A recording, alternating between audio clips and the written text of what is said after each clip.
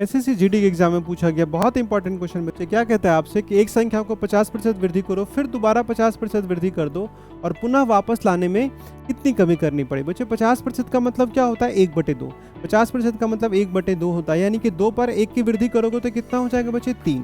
50% 1/2 होता है, 2 पर 1 वृद्धि करोगे तो 3, तो ये पहली वृद्धि हो गई।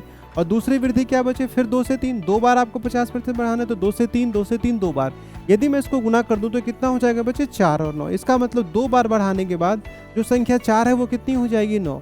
अब यदि 9 से 4 पे मुझे वापस जाना है, 9 से मुझे 4 पर वापस आना है, तो कितनी कमी करनी पड़ेगी बच्चे।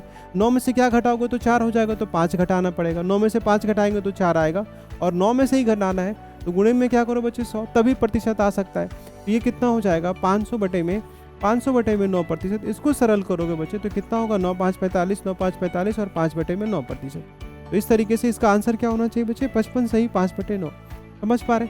यदि आप इसको समझ पा रहे तो हमारी लाइव क्लास को भी जरूर ज्वाइन करें। Thank you so much.